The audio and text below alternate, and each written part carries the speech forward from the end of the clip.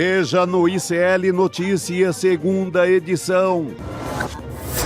Irritação na direita. Gilmar Mendes determina mudança na lei de impeachment para ministros do STF e o Congresso reage. E nós não podemos aceitar que o Supremo legitime uma ditadura judicial. Abriu a boca e foi em cana. Presidente da Assembleia Legislativa do Rio, Rodrigo Bacelar, teria repassado informações sigilosas a TH Joias, deputado acusado de envolvimento com o Comando Vermelho. Senhor da Guerra ataca novamente. Trump diz que a América Latina vai enfrentar bombardeios terrestres em breve. No, not just Venezuela, no. Para apaziguar, Lula faz ligação e oferece a aliança para combater crime organizado. We had some good meetings, as you know, but we had a very good talk today. O ICL Notícias, segunda edição, está no ar.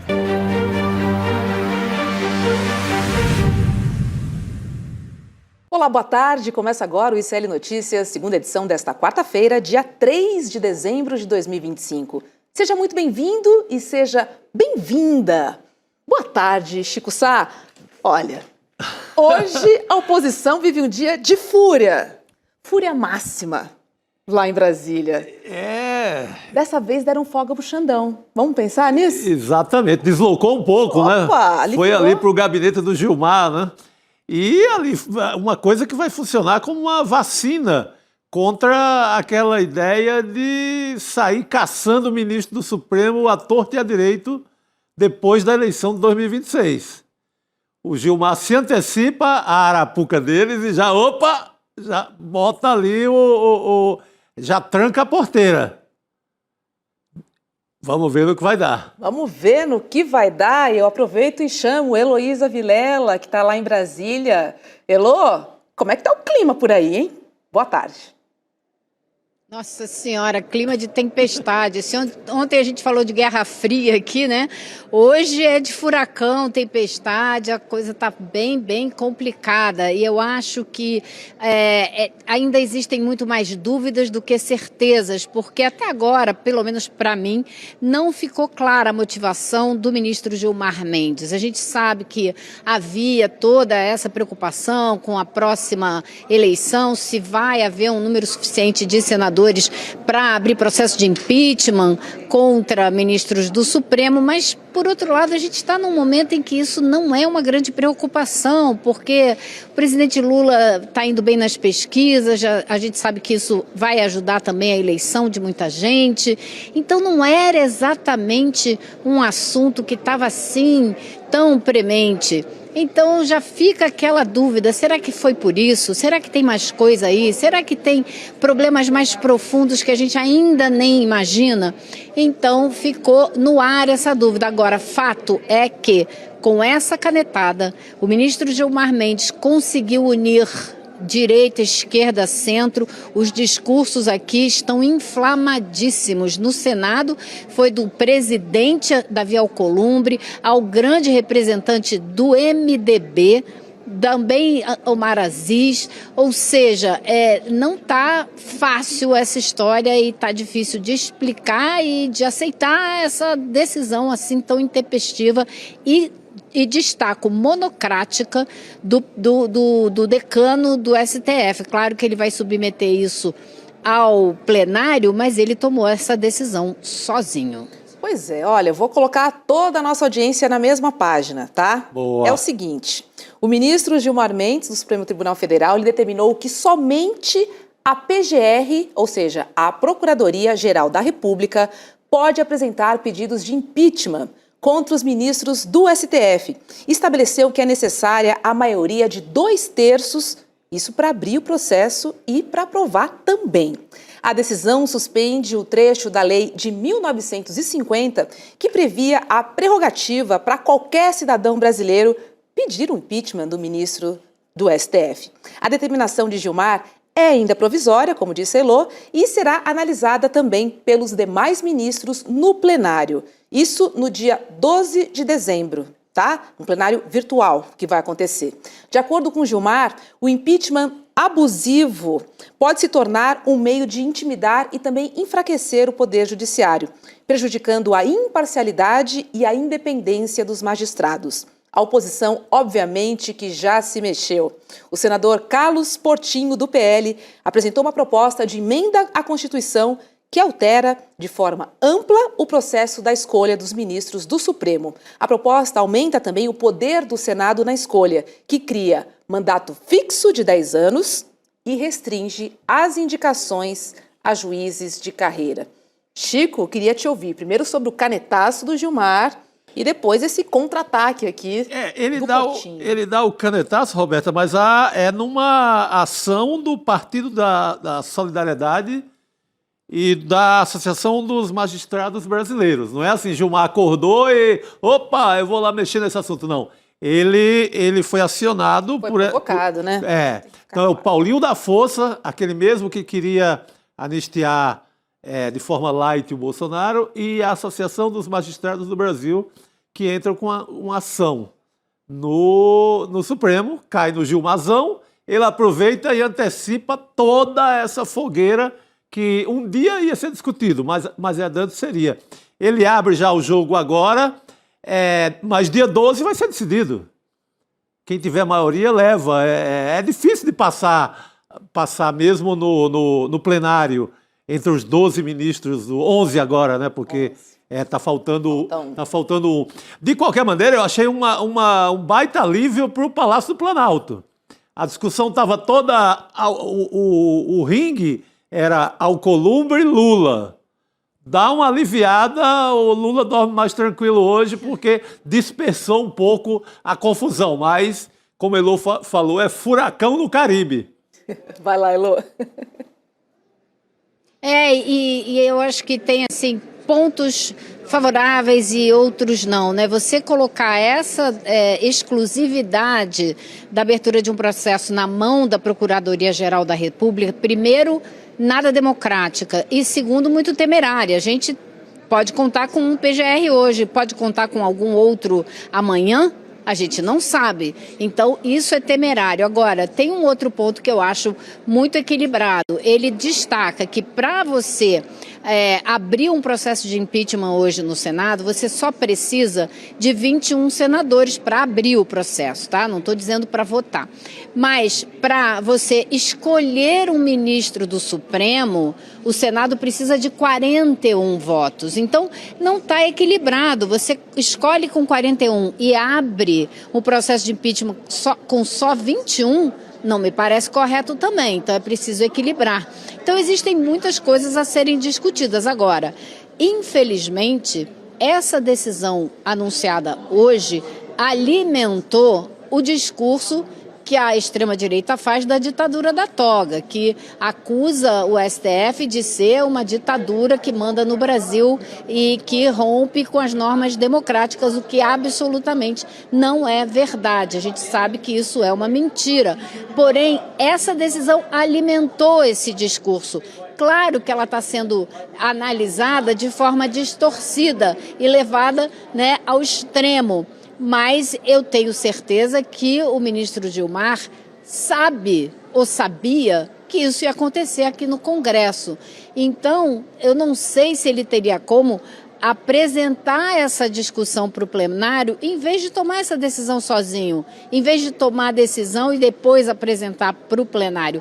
Teria sido uma maneira de evitar essa ira toda contra ele e essa alimentação, né, desse discurso contra o STF, que não é de hoje, que Bolsonaro inaugurou e alimentou durante os 4 anos do governo dele. E olha, agora há pouco a oposição convocou uma coletiva para criticar Gilmar Mendes. O líder da oposição na Câmara, o deputado Luciano Zucco, do PL, classificou a decisão como ditadura judicial, como disse a Elô. Vamos ver. Os cidadãos não decidem mais nada. O Estado sou eu. Isso pode ser, sim, interpretado por um ministro do Supremo Tribunal Federal. Se essa decisão não é uma ruptura com o Estado de Direito, não sei mais o que é uma ruptura. Mas eu quero lembrar que nenhum ministro do Supremo está acima, mesmo se achando poderoso, da Constituição. E nós não podemos aceitar que o Supremo legitime uma ditadura judicial. Chico, a linguagem corporal também falou bastante. Eles ficam com esse discurseira toda, parece que são democratas, né? Que estão zelando pela democracia brasileira. Na verdade, eles estão revoltadinhos porque a intenção deles é caçar ministro do STF no próximo ano. Então atrapalhou um pouco a brincadeira deles. E eu duvido que mexam com isso na Câmara por conta de... Assim, tem muito deputado na mão do Gilmar Mendes. Para começar, o cacique Arthur Lira, que foi protegido com arquivamentos do Gilmar Mendes. Duvido que o Arthur Lira mova uma palha para ajudar esses deputados. E Arthur Lira não é qualquer coisa na Câmara. Então, tem muito cacique da Câmara que não vai se mexer nessa hora. Aí está falando o baixo clero. Eu não sei se a turma que manda mesmo vai se mexer, porque depende muito do Gilmar Mendes. Gilmar Mendes já protegeu muita gente aí. Eu acho que na Câmara não vai ter esse barulho todo que a gente imagina. Vai ficar hoje, amanhã já começa aquele silêncio dos inocentes. Elô? Agora, Chico, você viu que nessa coletiva na Câmara, eles estavam também apoiados por vários senadores, né? O senador Rogério Marinho e outros também participaram dessa coletiva. E eu saí de lá e corri para o plenário do Senado, porque essa discussão toda vai acontecer e vai ser decidida. Quem pode atuar nisso aí é o Senado, não é a Câmara. Quem tem prerrogativa de julgar ministro do Supremo é o Senado, não é a Câmara. Então eu corri para lá e o que aconteceu? Estava tendo uma sessão na qual o presidente do Senado, que é o presidente do Congresso, Davi Alcolumbre, estava fazendo todo um discurso contra a medida anunciada hoje pelo ministro Gilmar Mendes. E foi acompanhado pelo líder do MDB, foi acompanhado por Omar Aziz, foi acompanhado, claro, por pelo líder do PL, Rogério Marinho, e assim por diante. Então, eu acho que a Câmara pode fazer esse barulho todo, mas o Senado é quem decide. Sim. E me parece que existe uma unidade grande no Senado para se mover contra essa medida adotada hoje pelo ministro Gilmar Mendes. A gente tem um trecho da fala do Davi Alcolumbre. Elô, vamos ver.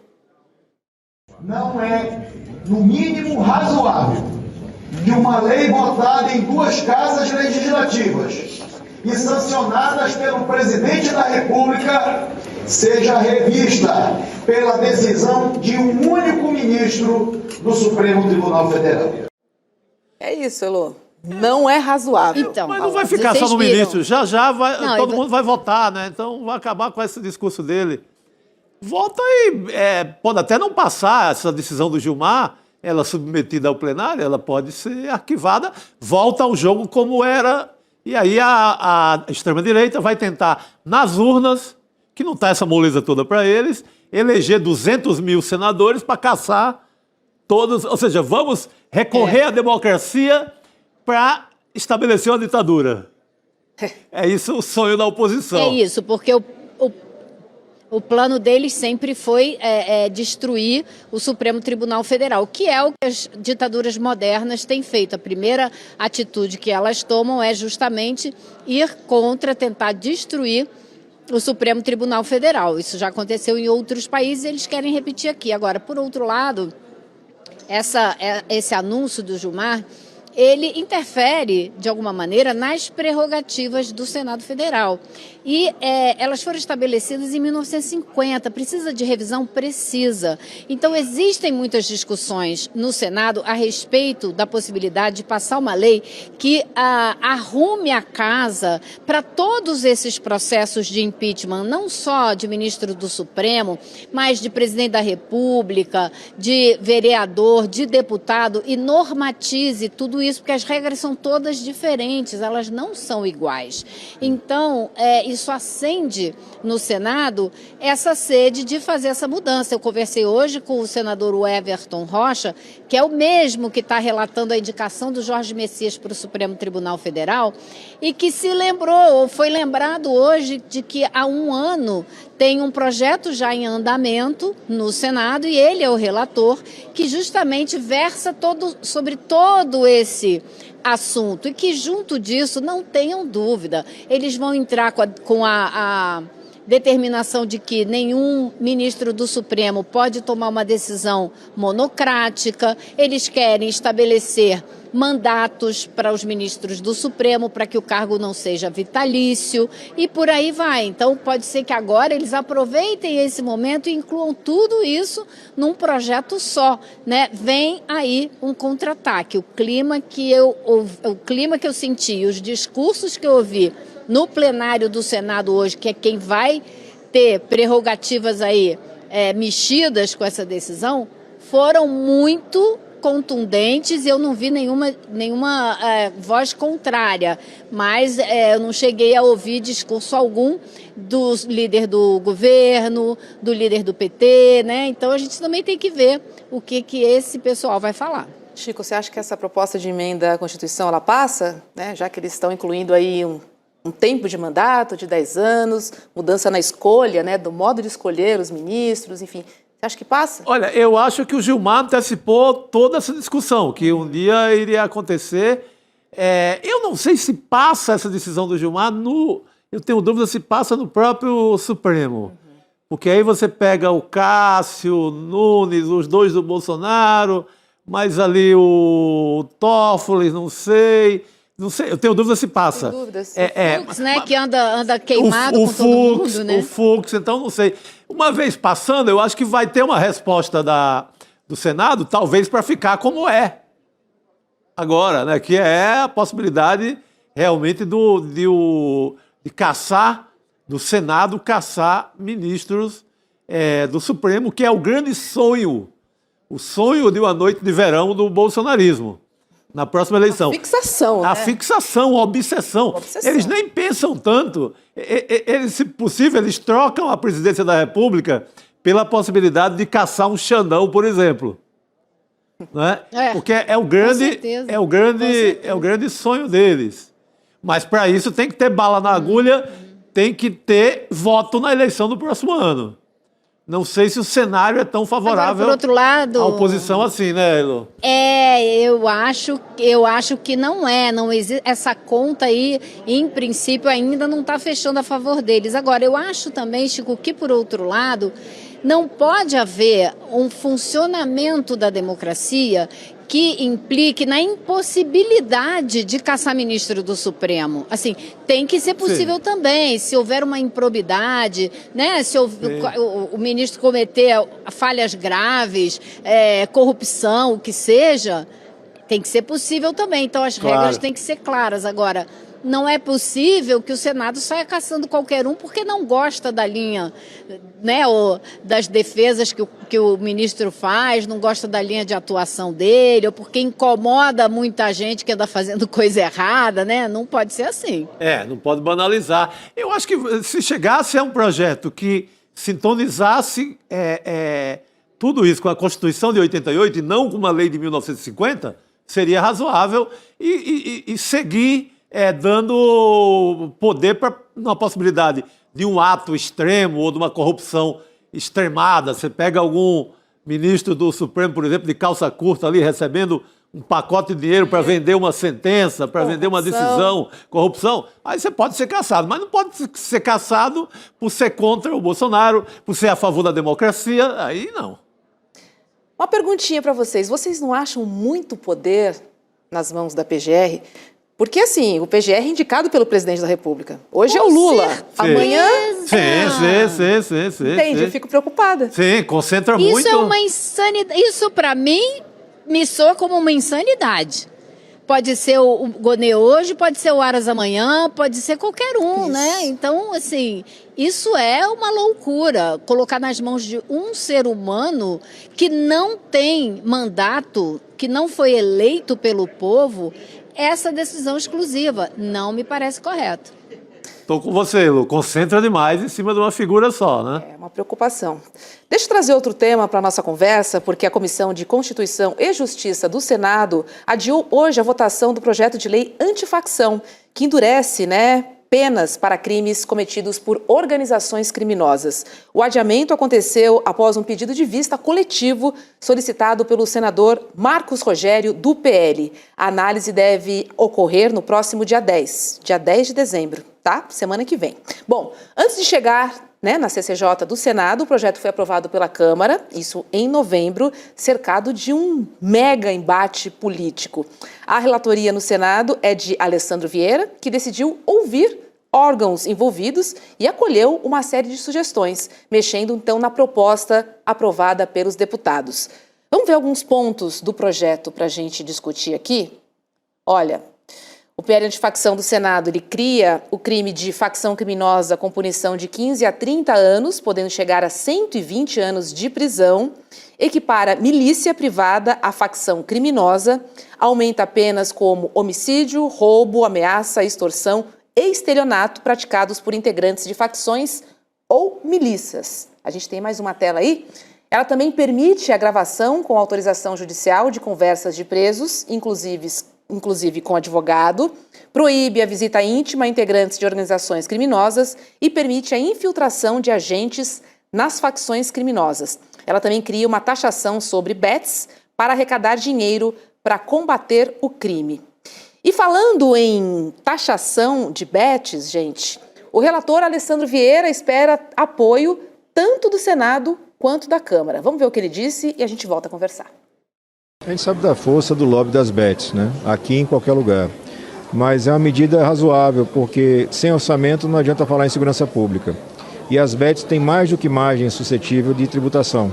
O formato que a gente escolhe, que é uma CID, me parece tecnicamente ajustado, com potencial de arrecadação suficiente para fazer essa virada de página no enfrentamento ao crime, e a gente espera ter acolhimento dos colegas senadores e depois dos colegas deputados.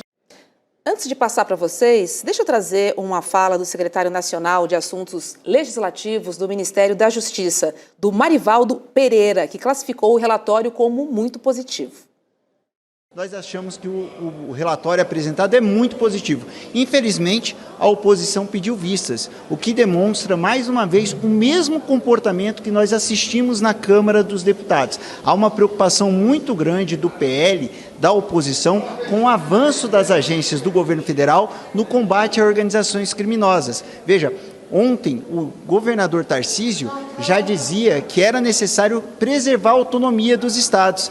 A autonomia que o governador está defendendo é aquela que estava prevista no primeiro relatório do deputado Derrite, quando ele tentou subordinar a Polícia Federal ao interesse político dos governadores.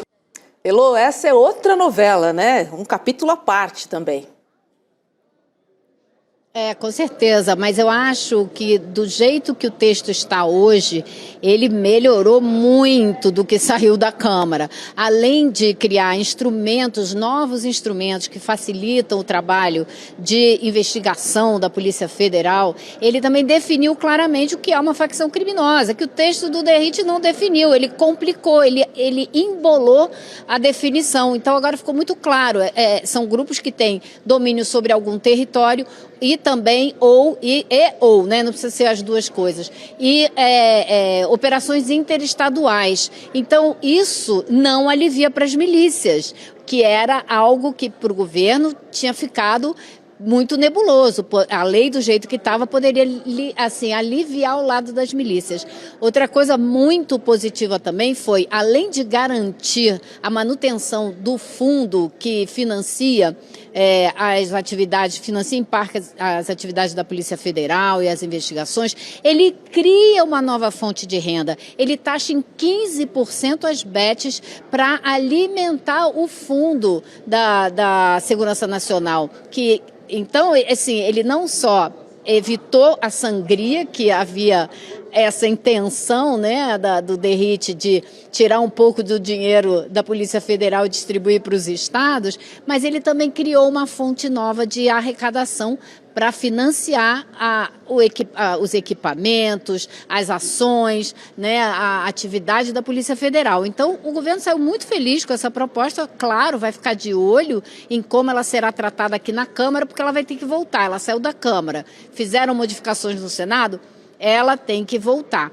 E aí a gente estava discutindo com o secretário nacional Marivaldo como fica se a Câmara fizer outras mudanças voltando atrás nos avanços que o Senado apresentou. E ele disse o seguinte, bom, aí vai para o presidente Lula, ele veta. E quem derruba veto é o Senado nesse caso. Então, como o Senado aparentemente está muito favorável a esse projeto do Alessandro Vieira, seria uma maneira de garantir que, no fim das contas, o projeto seja esse que a gente viu hoje sendo apresentado na Comissão de Constituição e Justiça.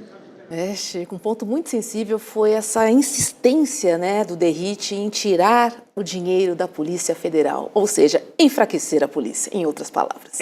Aí tem um recado muito sério, né, que é uma pressão sobre a Polícia Federal para que pare as investigações no andar de cima, na parte mais pesada, no Banco Master, naquela parte da sonegação das empresas do Ricardo Magro. Faria Lima com o PCC, para deixar quieto ali para a turma do crime para valer. E continuar combatendo só no morro, na favela, chutar a porta de barraco, isso está liberado.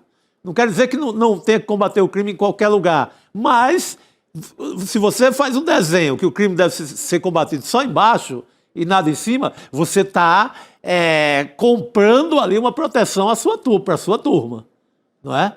E o senador... Vai lá, Elô, por favor. Não, eu só ia complementar que o senador Alessandro Vieira, ele foi muito claro ao falar disso, Chico. Ele disse, vocês acham que crime organizado é só o cara com a metralhadora parado na favela? Não, isso daí é fichinha perto dos líderes, os grandes líderes das facções criminosas. E mais, ele aumentou a pena para quem for líder de facção criminosa para 120 anos na cadeia. Ele falou, olha, não tem prisão perpétua no Brasil, mas a gente fez essa pena altíssima e exige que mais de 80% da pena tenha que ser cumprida. Porém, a gente tem líderes de facções criminosas presos há anos. Isso não mudou em nada a realidade do crime organizado. Então, ele deixou muito claro que ele, tá bom, está oferecendo algo para esse pessoal que só fica pedindo pena maior, mas está fazendo todo o trabalho de alimentar a Polícia Federal, de asfixiar o crime organizado e de deixar muito claro que é preciso combater lá em cima, lá no primeiro andar na cobertura, porque senão a realidade não muda. Ele foi muito claro e ele foi muito bem recebido na comissão. Deixa eu trazer um outro assunto que é incrível que em 2025 a gente tenha que falar sobre ele. Olha só, a Justiça do Trabalho determinou hoje que a JBS, Aves e outras 2 empresas sejam imediatamente incluídas na lista suja de trabalho escravo. A decisão, que atendeu a pedidos do Ministério Público do Trabalho, vem após o ministro do Trabalho, o Luiz Marinho, ele adotar uma série de medidas que impediam a inclusão de empresas nessa lista, mesmo após processos administrativos concluídos. A Justiça do Trabalho disse que permitir que o Executivo revise processos concluídos equivale a conceder um poder de veto político sobre decisões que deveriam ser imparciais. O estopim da crise foi uma operação federal que resgatou 10 trabalhadores em condições análogas à escravidão em uma empresa terceirizada da JBS lá no Rio Grande do Sul. O relatório apontou jornadas de até 16 horas, alojamentos sem água potável e descontos ilegais nos salários. O Ministério do Trabalho informou que vai recorrer da decisão. Elô, é incrível, né? Assim, a gente falar sobre escravidão em 2025, sabe? É inacreditável que o Ministério do Trabalho, que é quem devia estar à frente dessa luta contra trabalho análogo à escravidão, né? Protegendo o direito do trabalhador e cobrando os deveres das empresas, é quem está tentando recorrer dessa decisão. É um absurdo, é inacreditável, e ainda bem que a Justiça tomou essa decisão e deve, pelo que a gente viu, continuar firme, né, encarando de frente e rebatendo essa tentativa de interferência, isso sim, tentativa de interferência no outro poder. O Ministério do Trabalho não tem nada que interferir nas decisões da Justiça do Trabalho, pelo amor de Deus, né? Não é assim que funciona, não deveria ser assim que funciona. Pois é, né? Perfeito, Elô. Proteger o trabalhador, teoricamente, seria a função, né? Essa lei ligada ao trabalho análogo à escravidão, ela é de 2013, ali na gestão da Dilma. Foi uma confusão para aprovar essa lei, porque, imagina, nenhum desses senhores de escravos aí queriam. Óbvio. Nenhum desses capatazes queriam nada do gênero. Mas a lei está aprovada, vamos cumprir esse negócio. Pô, a JBS, ela é campeã mundial da produção de proteínas no mundo. É bilionária, se não for trilionária. Gente, paga, cumpre, coloca, dá condições de trabalho para as pessoas dentro de uma decência mínima, sabe? Dentro da lei, né? No mínimo a lei, né? E agora, a JBS, Chico, também é líder de problemas na justiça trabalhista, né? Sim. Eu fiz até uma matéria que saiu hoje no nosso site, no ICL Eu Notícias, vi, muito boa. Sobre uma situação que está... uma situação que está acontecendo lá em Dourados, no Mato Grosso do Sul. Era uma dívida de 150 milhões que a JBS tinha com trabalhadores.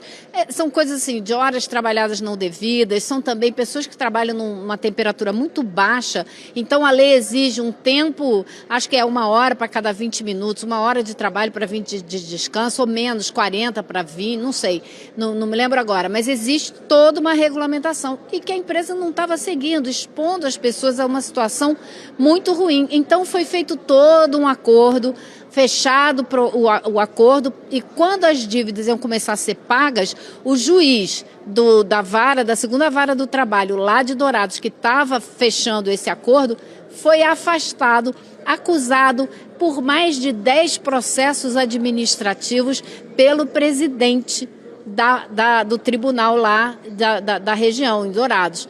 E agora está uma confusão danada, porque esse juiz, inconformado com isso, porque queria terminar e fazer a execução das dívidas, entrou com uma notícia-crime contra o desembargador.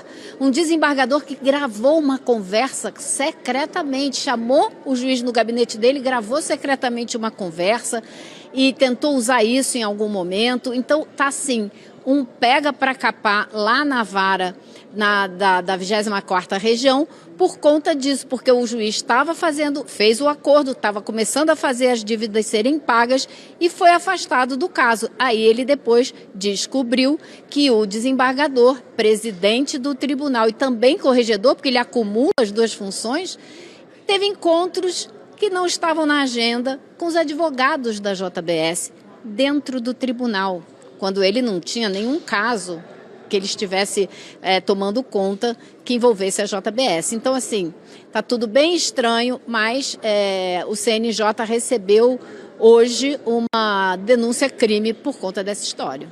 Você sabe que Elô, falando sobre desembargador, trabalho análogo à escravidão, eu não tenho como não lembrar de Sônia Maria de Jesus, Chico. Sim. Né, uma mulher negra que passou 40 anos na casa desse desembargador e por uma decisão judicial, depois dela ter sido retirada da casa desse desembargador, ela voltou ao viver naquela casa. Assim, essa questão da justiça com trabalho análogo à escravidão, é um lugar que a gente precisa olhar com mais carinho, no detalhe, Chico. Porque a Elô trouxe um caso, a gente traz o caso de Sônia, mas a gente está falando, de novo, de grupos que têm muito poder, né, que exploram as pessoas ganham muito dinheiro e não são penalizados. Assim, e a sequência continua, tanto que em 2025 a gente continua falando desse assunto. Sim. É um absurdo. Você está certíssima. Sim. Esse caso é estarrecedor, é de Santa Catarina, né? Santa Catarina. Que foi um caso mais chocante dos últimos tempos. Exatamente. Deixa eu me despedir, então, da nossa querida Heloísa Vilela. Elô, obrigada, porque o dia também hoje foi daqueles, né? Um beijo pra você, vai descansar. Tchau, pessoal. Beijo pra Elô, você. eu trabalhei em Brasília no tempo que chegava dezembro, a gente já começava ali numa tranquilidade. Também era aquele jornal impresso, funcionando só 24 horas, não precisava ser atualizado a todo segundo, né? Você fazia o jornal de hoje, ia dormir, voltava para fazer o jornal da manhã. Agora não, é plantão permanente. Olha, esse tempo é aquela música conhecida que diz sonho meu, sonho meu. Sonho meu. Aí inventaram que não, vem aí um bocado de modernidade, vocês vão trabalhar menos. Eu caí no conto. Agora trabalhamos praticamente 24 horas. É que nem o Rodrigo, ó. Faz urgente, toma um cafezinho e já volta e corre para cá. Aqui é assim. Isso aí. Boa noite, Rodrigo. Boa noite, Chico. Boa noite, Roberto. Boa noite, querido. A Elô já foi, né? Elô já foi. Então deixa o meu boa noite para a Elô também. Da Elô, É isso aí. Rodrigo, deixa eu trazer um recadinho antes da gente conversar. Eu quero trazer um recado bom, né? Porque a ICL não para.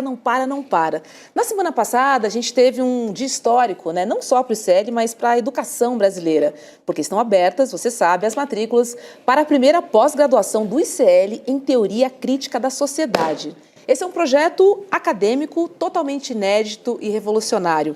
Tá? A gente está falando de uma pós que une a coragem do ICL, a tradição da FESP São Paulo e um time de professores, Nancy Fraser, Vladimir Safatli, estou falando de Gessé Souza, gente, Márcia Tiburi, Elias Jabur e muitos outros. Só Esses são os professores. Olha o timaço de professores desta pós-graduação do ICL que eu falei ontem aqui. Sim. Vou falar de novo, hein? Estou matriculado e farei.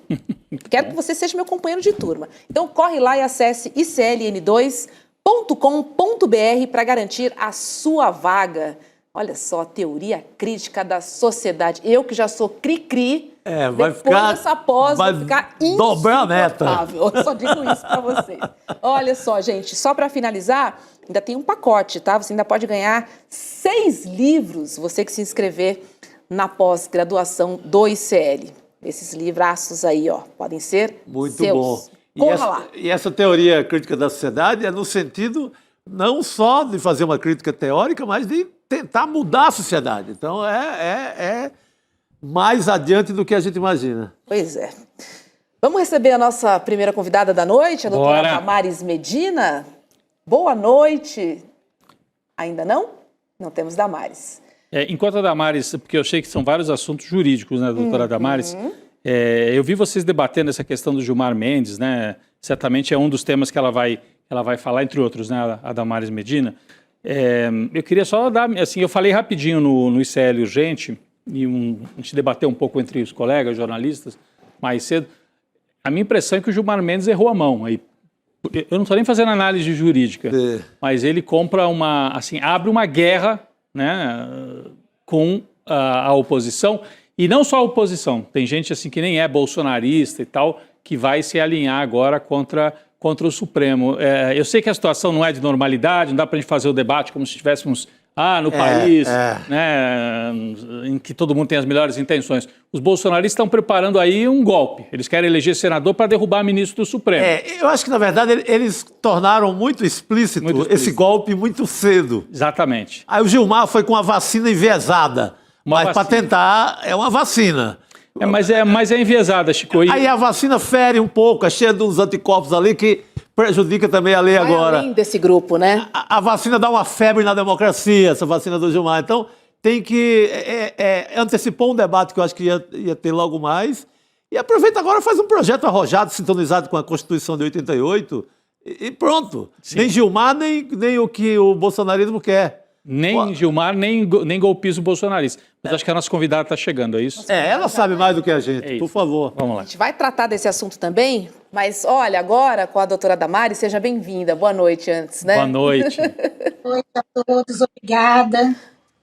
Antes da gente falar sobre essa decisão do Gilmar, vamos repercutir a prisão do presidente da Assembleia Legislativa do Rio de Janeiro, do Rodrigo Bacelar, que foi detido pela PF por ordem do ministro Alexandre de Moraes. Segundo a investigação, Bacelar teria vazado informações sigilosas da operação que prendeu o deputado TH Joias, ligado ao Comando Vermelho. Moraes fala em fatos gravíssimos e em atuação direta para obstruir a Polícia Federal. Por isso, ele também afastou Bacelar do mandato e também da presidência da Alerj. Damares, como é que você vê a atuação do STF nesse caso, hein? Uma vez que a prisão também tem relações, né, com as áreas dominadas pelo Comando Vermelho, como curral eleitoral para 2026. Tá tudo misturado, né? Foi um dia desafiador para o contencioso constitucional brasileiro e o Rodrigo, o Chico, você também, Roberta, já anteciparam um pouco dessa ambiguidade que nós vivemos aqui no Brasil. Porque a decisão do ministro Gilmar Mendes é uma decisão monocrática, uma decisão cautelar, dada em uma arguição de descumprimento de preceito fundamental, e parece um preciosismo, mas é importante a gente explicar para quem nos assiste que é um tipo de ação constitucional que só pode ser manejada quando existe risco concreto, quando existe fato objetivo que coloca em risco os preceitos fundamentais. E isso é um pré-requisito de admissibilidade da ação.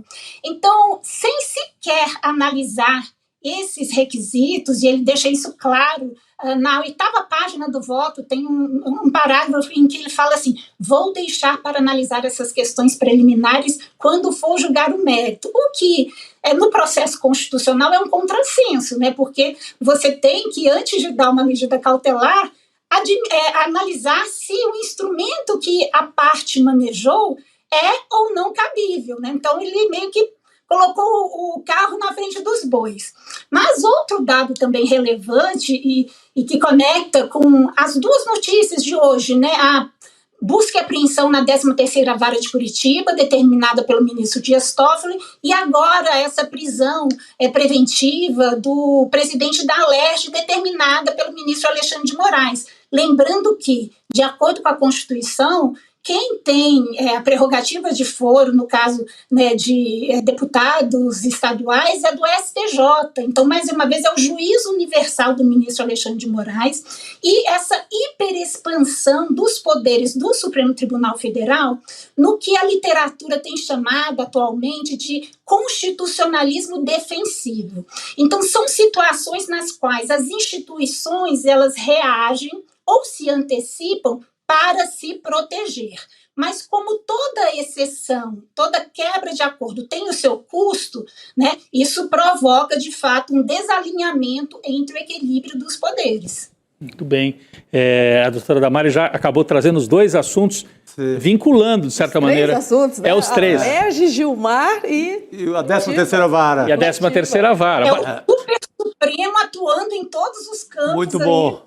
Não, é super importante. É o que a gente estava tentando dizer aqui, não com a capacidade jurídica, técnica de uma constitucionalista, mas tentando avaliar, né, como jornalista, como pessoas que acompanham também o mundo político. Eu me lembro, Chico, que o ministro Gilmar Mendes, por exemplo, em 2016, deu uma canetada e impediu o Lula de ser ministro da Dilma, lembra? Eu estou trazendo esse caso porque, assim, agora as pessoas, não, que bom, o Gilmar está defendendo para impedir o golpe dos bolsonaristas. Mas em 2016, quando ele deu aquela canetada e disse que o Lula não pode ser ministro da Dilma porque está se evadindo, porque ele não quer virar réu, era uma interpretação possível que se fazia na época, mas foi uma interferência total do judiciário no executivo. Impediu a Dilma de nomear o ministro, era uma prerrogativa dela. Sim. Então, quando você começa a admitir, torcer a Constituição para agradar A ou B, tem gente que aplaude. Lá em 2016, a turma mais à direita e tal dizia, mas tudo bem, porque o PT, precisamos tirar o PT do poder. Aí pode. Aí você torce a Constituição. Gilmar era Deus para eles, né? Isso. O Gilmar, naquela época, era elogiado. Agora, eu olho essa decisão, eu posso até entender e falar, nossa, está querendo defender o Supremo de golpismo bolsonarista. mas eu acho perigoso tanto poder na mão de um ministro do Supremo. O Toffoli botar sob sigilo o ministro, né? O caso do Banco Master, o Gilmar Mendes dá essa canetada e muda tudo. Ele não é deputado, não é senador para mudar uma lei, né? Aí eu sei que no nosso chat vai ter gente... você está se alinhando então com o PL, com o partido do Bolsonaro? Porque quem está preocupado com isso é o partido do Bolsonaro. Mas nós temos que fazer o debate na medida do possível, apesar de também não ser ingênuos, né? Roberta, Chico, doutora Damares, não estamos fazendo um debate puramente acadêmico, o Brasil continua sob risco de manobras aí golpistas. Então é muito complexo, é muito difícil tirar uma posição sobre isso, eu acho, né? E tem uma curiosidade interessante, Rodrigo, porque da mesma forma em que o mandado de segurança, no qual o ministro Gilmar Mendes deu uma medida liminar suspendendo a posse de Lula, foi distribuído para ele por prevenção, sem sorteio aleatório, essa DPF também foi para o ministro Gilmar sem sorteio aleatório. Foi por prevenção de uma outra ação de 2022, né, que tratava de um objeto muito mais amplo. Então, mais uma vez, se burla o sorteio, escolhe-se o relator e temos essa decisão. E eu sou muito tranquila, porque quem me conhece como professor de Direito Constitucional sabe que as minhas análises são absolutamente técnicas. Da mesma forma que eu critiquei a decisão por conta da falta dessa aleatoriedade, por conta da fuga da própria jurisprudência do Supremo, que não admitia o judiciário interferir na indicação de cargo que era de competência exclusiva da presidente da República, que é cargo de confiança. E vejam vocês o paradoxo, né? Na época, ele deu a liminar porque o Lula estaria querendo fugir do juízo de Curitiba. Ou seja, reforçando o juízo de Curitiba. Agora o Supremo atua em sentido absolutamente contrário, concentrando tudo para o juízo do Supremo Tribunal Federal. É claro que nós temos um contexto internacional para isso, né? A literatura fala de constitucionalismo abusivo, de erosão democrática, inclusive a decisão do ministro Gilmar, de 71 páginas, cita toda a doutrina e casos semelhantes que já acontecem nos Estados Unidos, de perseguição de magistrados. O Erdogan, que mudou lá a configuração da corte, ele traz também exemplos da América Latina para dizer que o constitucionalismo autoritário, via de regra, ele é exercido pelo presidente, pelo executivo, mas que há casos na América Latina também que é o próprio legislativo que faz esse movimento. Então, não vamos negar que existe esse contexto. O time também é muito interessante, depois da condenação, início do cumprimento de pena, mas nós vivemos numa democracia constitucional e a pergunta que fica, quem controla o controlador? Nunca tivemos na história do Brasil impeachment de ministro do Supremo. E agora, com essa decisão, que tem até uma teleologia interessante, né? Qual que foi a justificativa do ministro Gilmar? Se os membros do Poder Legislativo, se o presidente da República só pode sofrer impeachment com a competência, a legitimidade privativa do Procurador-Geral da República, é razoável também que os ministros do Supremo tenham essa equiparação de legitimidade. E ele amplia também o quórum, né? E deixa de ser simples, maioria simples, e exige os 2/3. Mas entramos aí nessa seara. É o Supremo que deve legislar? Pois é. Isso é papel da nossa Corte Constitucional? E até quando essa jurisprudência de crise, esse constitucionalismo defensivo vai vigorar no Brasil? É o que a oposição tem falado, né? Eles estão batendo muito nessa tecla. Agora, doutora Damares, quando o Gilmar Mendes se refere quando ele diz que a lei de 1950 está desatualizada, parte dela já foi revogada e ela também não tem sintonia com a Constituição de 1988. Esse argumento é razoável? O que é que esse argumento diz? É um argumento razoável e corretíssimo. De fato, não tem compatibilidade. O problema é que há precedência do Supremo, por exemplo, no caso do impeachment da ex-presidente Dilma Rousseff, em que se pretenderam também ampliar esse quórum. E o Supremo entendeu que não. Mas essa, assim, inclusive eu já fui muito crítica por conta dessa dificuldade que o Supremo tem de adotar padrões consistentes de reprodução da sua própria jurisprudência.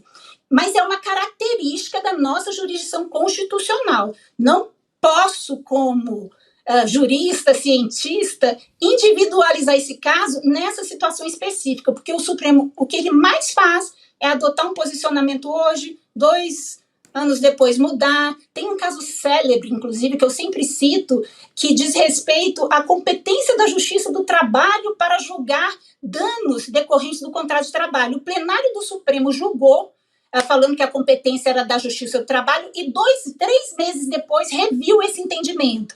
Na ficha limpa foi a mesma coisa, né? Na inelegibilidade também. A própria competência das turmas do Supremo ou do plenário para julgar em ação penal, né, quando a gente estuda os 30 anos de ação penal do Supremo, já mudou 4 vezes. Então é uma característica do nosso constitucionalismo, por conta da complexidade da nossa democracia, essa instabilidade jurisprudencial do Supremo que acaba pesando contra ele também, né? Por isso mesmo as críticas, que não tem um cunho só político, mas também teórico, técnico e doutrinário. Vamos para Curitiba agora? Vamos para Curitiba. Mais um assunto aqui, doutora Damares, porque a PF entrou na 13ª Vara Federal de Curitiba, o berço da Lava Jato, para cumprir uma decisão do ministro Dias Toffoli e vasculhar o acervo. Foi uma operação de busca e apreensão dentro da estrutura jurídica federal, de Justiça Federal, com equipe de agentes recolhendo processos físicos, documentos, mídias e também HDs. Tudo que viram pela frente, recolheram. Segundo a decisão do STF, o objetivo era coletar material que possa esclarecer as denúncias de Tony Garcia. Aquela história, né, que aponta que Sérgio Moro teria usado o empresário como agente infiltrado no meio político e empresarial. O mandado foi assinado pelo ministro Dias Toffoli, que já tinha autorizado a PF, ainda em outubro, a fazer uma inspeção in loco nos arquivos. Não há alvos individuais formalmente apontados nessa ação de hoje. O foco, de fato, era o acervo. Mas a gente sabe, né, que o inquérito gira em torno das práticas da época em que Moro mandava e desmandava em Curitiba. Sérgio Moro chamou a denúncia de fantasiosa, palavras do Moro, nem abre aspas.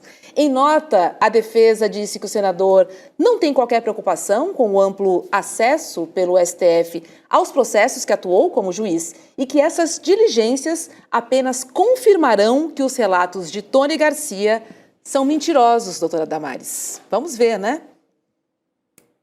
E vejam vocês, é impossível também não conectar esse tema com o que a Roberta falou antes sobre a cor do judiciário brasileiro, né? Os dados indicam que os magistrados no Brasil, eles são majoritariamente brancos. E nos tribunais superiores, nós temos um percentual de 3,8% apenas de juízes negros. E por que isso se conecta com essa decisão do ministro Dias Toffoli de hoje? Porque o Judiciário e o Supremo têm sido também muito seletivo acerca do momento e de quem ele decide investigar. Então, não deixa de ser revelador, né, de, nesse momento, uma decisão do ministro Dias Toffoli determinar uma busca e apreensão em documentos que, segundo a decisão, não estariam sendo fornecidos pela 13ª Vara depois de insistentemente requisitados, mas decretar o sigilo sobre um outro inquérito que envolve questões do Banco Master, que seja. Então, são decisões que têm uma seletividade e não adotam padrões procedimentais consistentes. Aqui no Brasil, nós temos um judiciário, e isso dialoga também com a questão do impeachment, né, e da decisão do ministro Gilmar Mendes, porque ele faz todo um recorrido sobre as garantias dos juízes, a vitaliciedade, e aí nós podemos começar a falar de super salários, né, a média salarial dos magistrados no Brasil é de R$63 mil, que é algo completamente descolado da sociedade brasileira como um todo, comum. E essa decisão do ministro Dias Toffoli, ela acaba concretizando o que o Supremo está criticando na Lava Jato, porque qual que é a crítica agora do Supremo da Lava Jato, que ocasionou, inclusive, a declaração de nulidade, a anulação de todos os processos? É que o juiz Sérgio Moro acumulava várias funções, investigava, provocava de ofício escutas não pedidas pelo Ministério Público e que havia um consórcio entre o Ministério Público, o procurador Deltan Dallagnol e o juiz. E aí essa fusão, né, das fases investigativa, da função investigativa e da função de julgador. Com essas decisões, tanto do ministro Alexandre de Moraes, e é uma das críticas também das condenações do 8 de janeiro, e essa do ministro Dias Toffoli, o Supremo acaba fazendo a mesma coisa, investigando, dando todo esse impulso aos processos que lá na frente ele vai julgar. e inquéritos também, que, como nós sabemos, não tiveram sequer impulso oficial, foram abertos por iniciativa do próprio Supremo Tribunal Federal. É fato, havia um ambiente institucional de grave risco à democracia, por isso que eu iniciei minha fala falando do constitucionalismo defensivo, mas precisamos ficar atentos para que a exceção não se torne regra, né? Não se torne normal. Agora, desculpa, fala. Não, emenda, Não, eu ia só falar, assim, a doutora Damares está fazendo essa observação e várias vezes voltando a esse tema, e eu acho importante, é o tema, vamos dizer assim, mais filosófico quase, assim, né, de funcionamento do próprio Supremo, mas do ponto de vista factual, nesse caso aí, eu queria ressaltar e relembrar a figura do Tony Garcia. A Roberta leu aqui, né, trouxe pra gente, mas só relembrar, a gente já entrevistou o Tony Garcia aqui no ICL mais de uma vez. O Tony Garcia dizia, ele tinha sido investigado no caso Banestado. Sim. E aí, diz ele, né? Que era comandado pelo Moro também. O Moro já era o juiz. Ele diz, ele foi pego ali nesse caso e o Moro teria oferecido para ele, olha, eu não vou ferrar você tão pesado se você me ajudar a fazer arapongagem em cima de político e em cima até de desembargadores. Era um infiltrado, por exemplo, em festas. Lembra da festa do... Como ele chama a tal da festa da cueca. Festa da cueca. Uma festa com desembargadores que o Tony Garcia lá como fosse um espião infiltrado na festa para filmar, para pegar gravações e etc. E esse material todo é o que estaria lá. Então, é por isso que a Polícia Federal foi lá para ver se sobrou alguma coisa dessa época, porque o Tony Garcia dizia, eu era araponga, eu entreguei tudo pro Moro, eu fazia porque ele me obrigou. E onde está isso daí? Ah, deve estar lá. Então a Polícia Federal, depois de tantos anos, vamos ver se ainda está, né, Chico? Você acha que ainda vai ter alguma coisa lá guardada? Eu acho que a essa altura já limparam tudo. Já limparam tudo. Não sei o que a professora Damares acha disso, mas... porque seria um material muito nitroglicerina pura, né, como se diz. Sim, e mostraria... O timing do processo, né? Eu acho que isso é um tema muito relevante para todos nós, porque o timing da decisão e das decisões do Supremo Tribunal Federal dialogam muito com o timing político. Sim. E toda instituição, quando se sente ameaçada, ela tende a se autoproteger. Por que essa decisão do ministro Gilmar Mendes é diferente da PEC da blindagem, né, da Câmara lá, que teve toda aquela reação? Porque no caso da PEC, eles queriam condicionar o oferecimento da denúncia à autorização prévia da casa. Agora não, o ministro Gilmar, ainda que possamos discutir a questão do cabimento, os limites normativos, né, tecnicamente a decisão ela é perfeita porque compete ao Supremo fazer o exame de recepção de leis anteriores à Constituição. E no limite eles não estão bloqueando o impeachment, apenas equiparando a legitimidade para oferecer. Agora, com relação a esses documentos, né, da 13ª Vara, por que agora? Porque depois de tanto tempo, né? Por que a Justiça e o Supremo Tribunal Federal decide fazer isso nesse momento? Então, acaba tendo um simbolismo político muito forte e é preciso que nós sejamos cada vez mais atentos a esse campo gravitacional entre os poderes executivo, legislativo, Congresso, Supremo Tribunal Federal, a indicação do Messias e a sinalização de que, eventualmente, ele pode não ser aprovado. Então, esse diálogo entre os poderes é que torna o constitucionalismo brasileiro bastante desafiador. A democracia brasileira. Né? De qualquer maneira, um dia explosivo. Assim. Sim. Você vê, olha, o caso do Rio de Janeiro, da Alerj, pega diretamente no coração do esquema político do governador, Cláudio Castro. Que é gravíssimo. É gravíssimo ali. Ali talvez seja o mais grave com mais indício e tudo. Aí não tem nem tanto um debate, né? Porque foi agora, fizeram agora, né? E ali é Polícia Federal. Então o Rio de Janeiro pega o esquema do Cláudio Castro com o presidente da Assembleia. No Paraná, a doutora Damares pergunta, por que agora? O Sérgio Moro é pré-candidato em algumas pesquisas, está em primeiro lugar para o governo do Paraná. Eu não tenho nenhuma vontade de defender o Sérgio Moro, mas fica a pergunta, né? Porque eu acho que ele fez muito mal também para a democracia brasileira. Ele está sofrendo talvez do mesmo veneno que ele inoculou lá atrás, na época da Lava Jato. Mas nós vamos defender que isso continue num ciclo sem fim, né? Então no Rio, atinge o esquema político do Cláudio Castro, no Paraná, é uma pergunta realmente, por que agora? Né? Esquisito, depois de tantos anos, voltar nesse assunto agora, né? Quando talvez nem estejam mais lá os documentos, parece uma coisa assim para fustigar o Sérgio Moro, me dá essa impressão, né? Fico com essa impressão. são mensagens que o Supremo manda, porque não existe prazo para decidir. E o relator, ele concentra muito poder. E nós precisamos também lançar esse olhar em perspectiva para tentar despersonalizar esse debate. Não se trata de defender Sérgio Moro ou defender ou ir contra o Alexandre de Moraes. O procedimento em um constitucionalismo democrático existe justamente para garantir que a mesma regra vai ser aplicada para todas as pessoas. Quando foge da regra, a gente critica a fuga da regra. Não necessariamente quem está sendo vítima hoje ou foi ontem. Mas a regra tem que valer para todo mundo, porque senão não é mais Estado de direito, é arbítrio. Mas, infelizmente, a gente sabe que a justiça é bem seletiva, né, doutora Damares? Isso para todo mundo. É muito seletiva.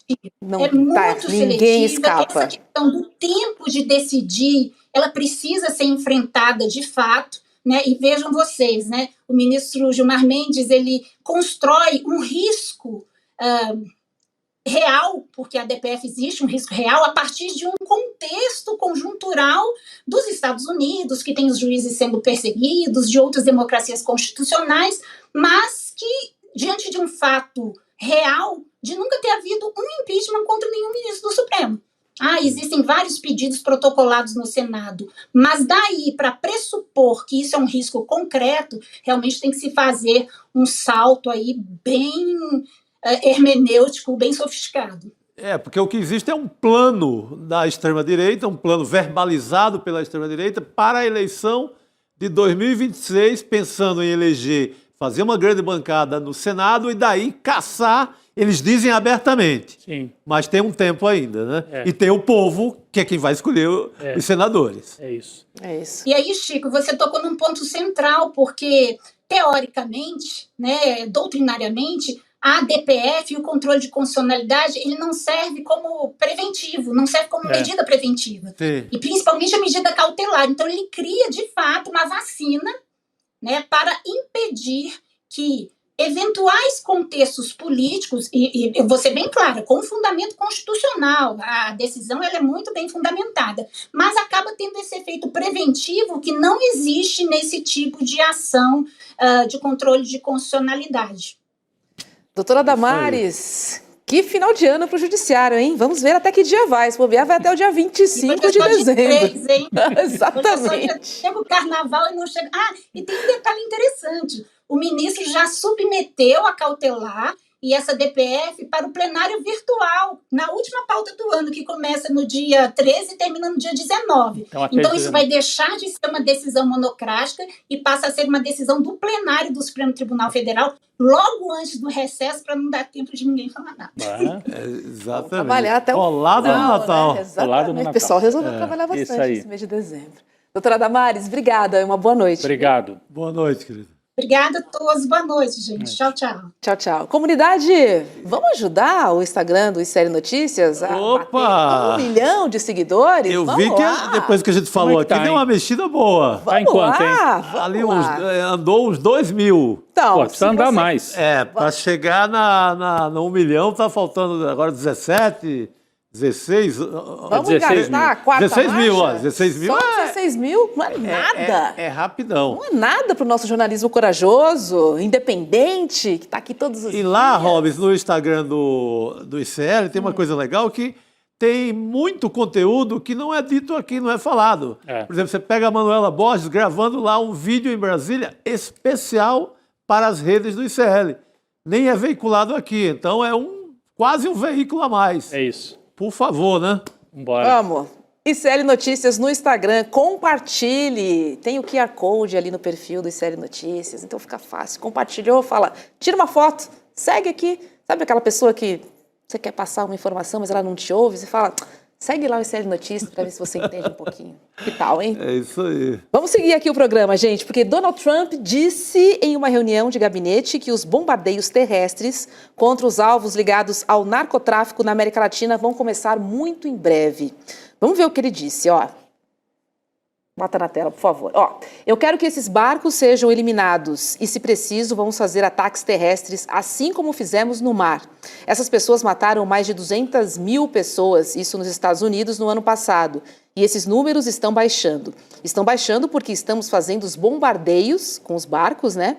E vamos começar a fazer esses ataques por terra também.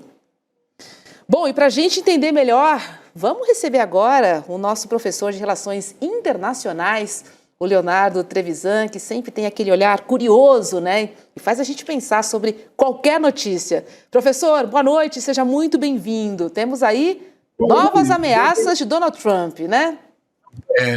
Elas são diárias, né, Elas são diárias. Terrestre, aérea, enfim. Boa tarde, Chico, boa tarde, Rodrigo, boa tarde a todos que nos escutam, né? Roberta, a ameaça desse final de semana foi mais ou menos essa. Ele começou com isso, né? E ele foi surpreendido, na verdade, com a ligação do presidente Lula, e aí repetiu esse tipo de ameaça, né? A possibilidade dele bombardear caminhos, ele já avisou, né? Quartéis militares ou situações que ele supõe estarem contaminadas por tráfico de droga, né? Tá bom. Primeira situação concreta, real, onde são as provas, né? Onde é que ele tem o fato? Né? Bom, em tal lugar está se traficando droga, portanto eu fui bombardear lá e ele tem provas sobre isso. Não tem. Né? A CIA iniciou uma série de tentativas disso e não conseguiu. O que conseguimos foram 83 mortos no Caribe, no Mar do Caribe, em lanchas que ninguém sabe dizer sequer se foram mesmo, se tinham mesmo drogas, porque a lancha desapareceu. Né? Há uma evidência de crime de guerra. Né? Há um sinal muito forte nesse sentido, inclusive por uma decisão que agora um empurra para o colo do outro, né? Do Peter Hegseth e do Almirante Crown, de quem é que deu a ordem para, abre aspas, matar sobreviventes da explosão. Olha, brincar com isso, ou avaliar isso, é muito sério, porque desde 1907, na Convenção de Haia, se decidiu que sobreviventes ou pessoas em perigo ou pessoas feridas não são mais soldados, não são mais inimigos. Eles têm que ter proteção, eles têm que ter atendimento médico. Os Estados Unidos é signatário desse tratado desde 1907. Né? Há uma suspeita muito forte de que esse ataque contra duas pessoas que estavam agarradas a pedaços da embarcação que tinha sido destruído pelo bombardeio original foram assassinadas à metralhadora. Então, esses indícios são muito perigosos e, de certa forma, sinalizam, né, o que, se por um acaso ele imaginar num ataque aéreo à Venezuela, podem vir a acontecer novamente. Um ataque terrestre à Venezuela é, até pelos próprios termos militares, bastante improvável. Mas que ele faz a ameaça, ele faz, o professor fala, né, cadê as provas? Lembra muito lá o episódio do Iraque, né, as armas de destruição de massa, aí foram até no Congresso, no Congresso lá dos Estados Unidos para defender a ideia de que não, tem armas de destruição em massa, que jamais apareceram, os Estados Unidos invadiram, destruíram o Iraque. E o secretário de Defesa disse que não estava presente na decisão. Tá um jogando para o outro, como o professor falou. Nessa de agora, e o outro, né? fala que tinha neblina na região, ou seja, é uma situação mais do que nebulosa, né, professor? Porque, ao arrepio de qualquer bom senso, isso foi divulgado nas redes sociais. A presença dos bombardeios, a presença dos sobreviventes e os bombardeios em seguida nos sobreviventes. Uhum. A prova está nas redes sociais dos próprios americanos. Então, nós temos uma situação absolutamente sui generis. Né? É claro que, no contexto atual, fica muito difícil para o Tribunal Penal Internacional levantar a questão. Mas eu acho que o senhor Peter Hegseth e o Almirante Crown lembram perfeitamente de que, na Guerra da Sérvia, 20 anos depois, que cometeram aqueles crimes bárbaros foram pegos pelo Tribunal de Haia. A era Trump não vai durar para sempre, mas o crime tem prova. Então, portanto, é, de alguma forma, uma situação bastante delicada e que inibe. Quanto à possibilidade de bombardeios, é claro que pode ocorrer bombardeios a qualquer momento na Venezuela, mas as consequências para o próprio Trump seriam imprevisíveis no contexto da América Latina. Isso não tem acontecido nos últimos 50 anos e até a Argentina de Milei está com um pé atrás nessa situação. Todos os governos, mesmo de direita, estão cautelosos com isso. Todo mundo sabe como uma guerra começa. Ninguém sabe como é que ela termina. Essa frase não é minha, essa frase é do Tucídides, 2.500 anos atrás. Professor Trevisan, me chama a atenção. Né? Me chama a atenção também como as agências de notícia e alguns jornalistas aqui do Brasil acabam colocando assim, trabalhando quase como uma máquina de propaganda para o Trump, etc. Né? Essa ideia que circulou nos últimos dias de que, olha, o Maduro já fugiu, vai fugir, e agora eles foram para mais um ponto. Já fugiu e está no Brasil. Chegaram no Isso se espalhou nas redes sociais, né? Por quê? Porque a ideia é criar, assim, entre os apoiadores de Maduro, uma ideia de salve-se quem puder. Olha, se até o chefe está falando que vai fugir, vai abandonar o barco, é melhor vocês pularem fora. Não há nenhum indício nesse sentido até agora, nenhum, zero. E até a tradição ali do chavismo é uma tradição ali de um certo heroísmo, de vinculação, as Forças Armadas estão vinculadas ao Maduro e tal. Bom, pode mudar, não quer dizer, eu também não vou aqui fazer a defesa e dizer que o Maduro vai durar para sempre também, né? Mas é uma máquina de propaganda, que todo dia eu vejo algo nesse sentido. E também uma máquina quase para normalizar a ideia de que vai lá bombardear, são traficantes e tal, como se isso fosse normal, né? As notícias, não é só o bolsonarismo que faz isso, alguns colegas jornalistas também e as agências de notícia. A normalização da ideia de que se o Trump quiser bombardear a Venezuela, tudo bem também, porque afinal estão lá traficantes. Vai livrar da ditadura. Aqui é nesse clima. Você pega até mesmo as denúncias, como nesse caso desse barco, esse crime de guerra, é uma denúncia do Washington Post. A imprensa aqui não vai sequer atrás. Então, a própria mídia dos Estados Unidos ela é mais crítica do que a daqui. Do que a brasileira, sem dúvida. Tudo. Sem dúvida. Tem, né, porque dentro do Washington Post, do New York Times, como sempre, né? Sempre tem os furos de reportagem. Tem gente que vai para a briga mesmo. Então, e vai tentar mostrar o que está acontecendo. Mas eu fico impressionado como aqui no Brasil tem uma reprodução sem crítica dessa ideia de que o Maduro fugiu, o Maduro vai fugir, o Maduro já negociou a fuga. Aí o Maduro tem que aparecer para dizer que não fugiu, né? Para dizer que não fugiu, Foi isso que ele fez. Então, assim, é uma máquina de propaganda também, né? Sabe, Rodrigo, eu acho que há algum desconhecimento, né, sobre a realidade militar venezuelana, para o bem e para o mal. Né? Para o bem é de que a realidade militar venezuelana ela está encravada, ela penetrou, sabe, Rodrigo, em toda a teia econômica do país. Vamos explicar isso. Né? Não há nenhuma empresa privada na Venezuela que não tenha 2 ou mais militares graduados, pelo menos coronel para cima, né, no seu conselho de administração. As estatais nem dizer. O maior negócio da Venezuela, a PDVSA, é um negócio organizado hoje, dirigido hoje por militares. Esse modelo não é novo. Esse modelo é bastante semelhante ao modelo egípcio. O Egito é isso também. Né?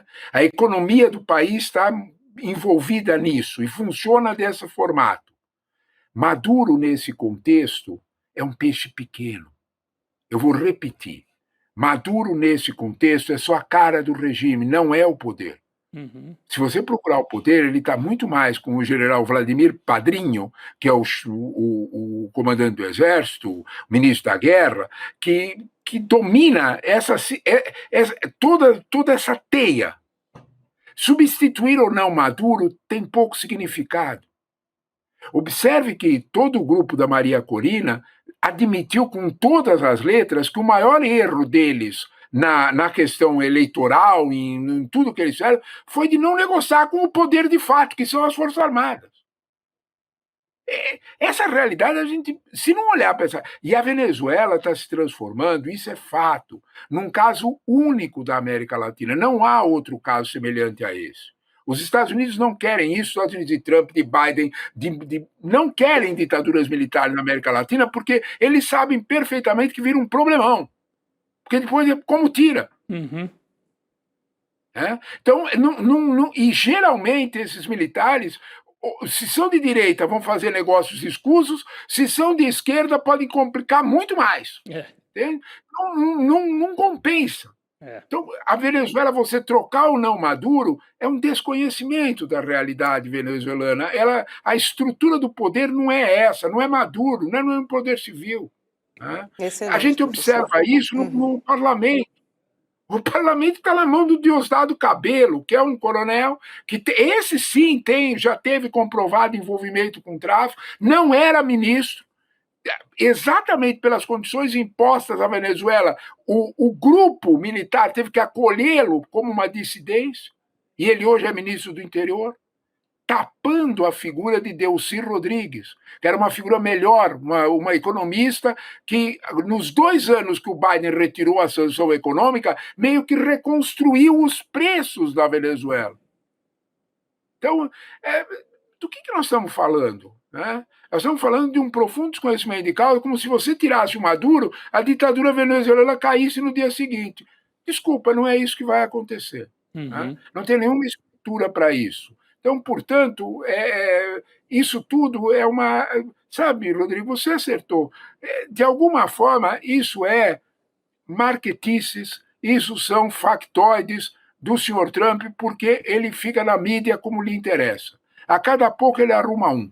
A orientação do Steve Bannon de 2 anos atrás, né? Desde antes. Todo santo dia arrume 2 ou 3, se for possível, assuntos espalhafatosos. A mídia fica perdida, não sabe qual cobrir, e nós vamos em frente. É exatamente isso que ele faz. Pode ver que ele troca. Daqui a 2, 3 dias isso some. Agora, você tem toda a razão, né? Parece que os jornalistas, em algum caso, até mesmo no Brasil, ficam um pouco atrasados, né? E ficam comentando o fato que daqui já é no próximo. O Trump já tem um novo factoide e ainda está comentando o anterior. É isso. E olha, professor, ainda falando de Trump e também do narcotráfico, o presidente Lula ali fez uma ligação de 40 minutos para o presidente dos Estados Unidos para oferecer uma aliança no combate ao crime organizado e à revogação do tarifaço no Brasil. Vamos ver o que disse o presidente Lula sobre o combate ao narcotráfico. Abre aspas. Foi uma entrevista à TV Verdes Mares. Eu fiz questão de dizer para o Trump, vamos combater o narcotráfico. Vamos começar pegando os brasileiros que estão aí. Nós temos o maior traficante de combustível no Brasil que mora em Miami, o Ricardo Magro, dono da Refit. Eu disse ao presidente Trump, a gente não precisa utilizar armas, a gente precisa usar inteligência.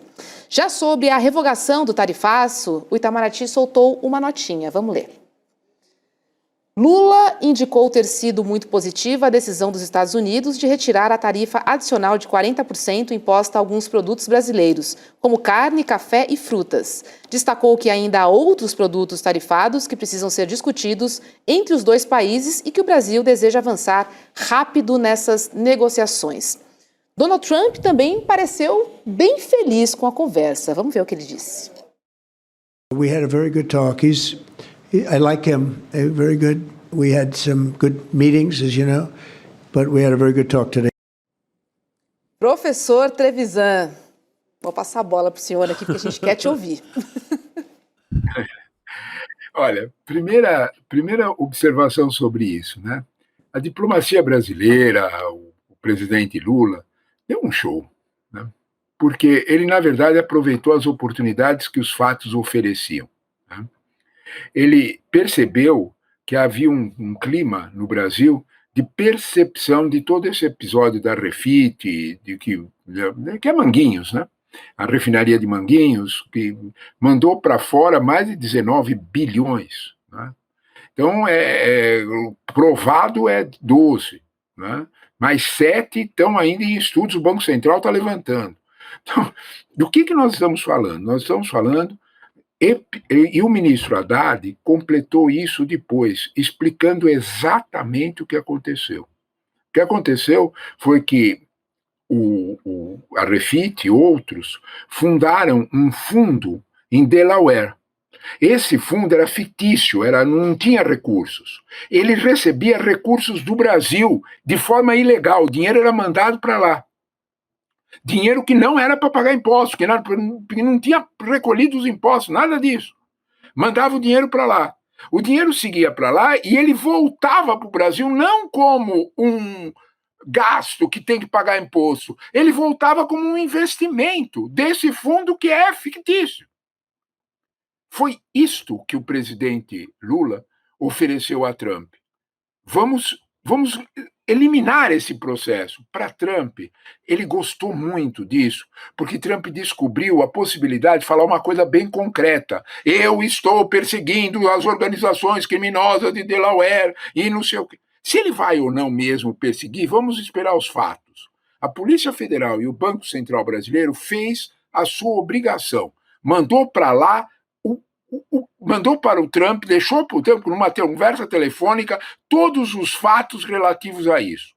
2, aproveitou o telefonema para dizer, olha, você quer esse prato cheio? Nós temos outro. Muito obrigado pela recusa, por rever as tarifas, mas nós temos ainda pelo menos quase um terço dessas tarifas, 32%, que permanecem. São áreas industriais.